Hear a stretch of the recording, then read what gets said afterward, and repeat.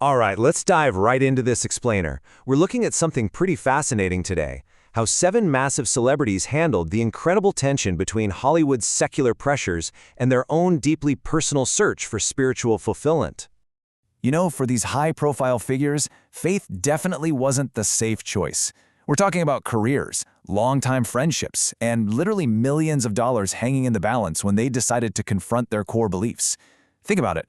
What if choosing your spiritual truth meant risking the very empire you spent your entire life building? So phase 1, fame, fall, and faith. Take Brad Pitt, for example. His life presents this incredibly stark contrast of identities. I mean, for decades, the guy was Hollywood's golden boy, right? According to the source, he actually went from totally rejecting his Southern Baptist upbringing in Missouri, identifying as a self-described cocky atheist youth, to being brought to his absolute knees. And that was by a brutal, highly publicized divorce from Angelina Jolie, which was compounded by some really intense battles with addiction. But this triggered a total 180-degree attitude shift. He actually revealed to GQ, and I quote, "I've gone through everything, like I cling to religion, a belief that we're all connected." He realized that the issues crumbling his perfectly built life could literally be traced back to this spiritual void he'd been running from his entire adult life. It just goes to show, sometimes hitting absolute rock bottom is exactly the vantage point you need to finally start looking up. Sylvester Stallone's journey perfectly illustrates this exact same cycle. Before Rocky completely changed the game, he was so unbelievably broke, he actually sold his dog for $50 just to buy food. Now, he was raised a strict Catholic, but sudden fame and getting the keys to the Hollywood candy store, well, that brought endless temptation. He openly admits he started believing his own publicity and nearly destroyed the very faith that inspired him in the first place, before finally realizing he had to place his life and his career right back into God's hands. And you can actually see this inner battle play out right on the screen. Stallone intentionally included a shot of Christ overlooking the boxing ring in the opening of Rocky, specifically to signify resurrection. It was his way of declaring to the audience, this man has been chosen for a journey. Eventually, he realized that his greatest comeback meant fighting with God rather than fighting against him. Moving on to phase 2, choosing integrity over icons. Now consider Tom Selleck. He made a choice that permanently defined his character. Get this, he was offered the role of a lifetime. He actually made it to page 8 of the script in Steven Spielberg's office for the role of Indiana Jones in Raiders of the Lost Ark. No way, right? But he had already given his word and signed a contract for Magnum P.I. So, choosing to honor his contract, he walked away from one of the most iconic roles in cinema history. Selleck totally credits this path to God's providential plan. He says, and this is a great quote, "Failure is your friend if you make friends with it, because that's the teacher." By refusing to play the victim, and instead really embracing humility and a willingness to learn from his missteps, he believes his life was deeply blessed. Basically, he chose his personal integrity over becoming the ultimate Hollywood icon.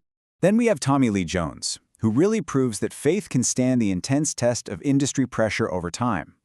Back in 1969, while he was at Harvard, he wrote his senior thesis on the mechanics of Catholicism in the works of Flannery O'Connor. And then, decades later, instead of just cashing massive checks for conventional Hollywood action franchises, he took that exact 1969 thesis and translated it into the spiritually complex 2005 film The Three Burials of Melquiades Estrada. In a town totally obsessed with box office numbers, he chose to wrestle with eternal questions. Which brings us to phase 3, motherhood, marriage, and meaning. Following the really devastating and incredibly public breakdown of her marriage to Ben Affleck, Jennifer Garner made a pretty shocking career pivot. While the tabloids were just absolutely swarming her life, she actively turned down massive big-budget blockbusters. Instead, she prioritized a small Christian film called Miracles from Heaven back in 2016. And this project didn't just change her career trajectory, it completely revived her personal faith journey, and it prompted her to actively return her kids to church. And this brilliantly illustrates her realization that she had to actively participate in her family's faith. As she put it, her kids weren't going to get it just by osmosis. I actually had to be intentional. She realized, she couldn't just coast on the fact that her parents gave her a religious upbringing. In Los Angeles, a town that rarely talks about faith, she had to stop being passive, be super intentional, and truly lead by example. Nicole Kidman experienced a slightly different kind of marital pressure. The explainer notes that during her 11-year marriage to Tom Cruise, Kidman felt she was kinda just playing along with Scientology. I mean, she took the courses, she reached advanced levels, but ultimately she watched her own deeply ingrained Catholic faith get pushed entirely to the sidelines for a system that just never truly clicked for her. But once that marriage crumbled, she went straight back to her roots. Today, she takes her daughters to church every single week with her husband, Keith Urban. And she is completely unafraid to speak about her spiritual beliefs, even when she openly admits her Hollywood friends tease her and think she's a bit crazy for it. She consciously chooses her authentic, grounded faith over the comfort of Hollywood's approval. And that leads us into phase 4, finding purpose through pain. So Ben Affleck had an Oscar by age 25. He was essentially living the ultimate American dream. But behind closed doors, he found himself drowning in the exact same twisted cycle of alcoholism he had watched his father battle throughout his entire childhood. He swore up and down he'd never become that man, yet he fell right into that endless loop: rehab, relapse, rehab, relapse.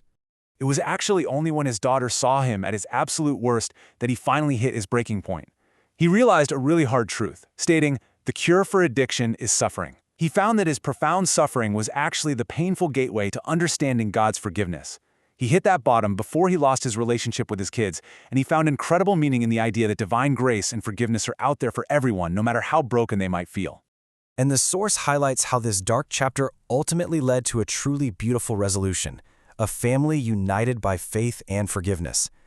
Despite the intense pain of their divorce, Ben Affleck and Jennifer Garner now regularly attend church together with their children. Rather than projecting this fake illusion of Hollywood perfection, they're building a family grounded in real grace, healing, and mutual forgiveness. As we wrap up this explainer on these 7 stars who traded the fleeting spotlight for something they viewed as eternal, it leaves us with one powerful, lingering question about our own lives. Looking at these incredible stories of integrity, hardship, and ultimately redemption, ask yourself, what would you sacrifice for your own truth?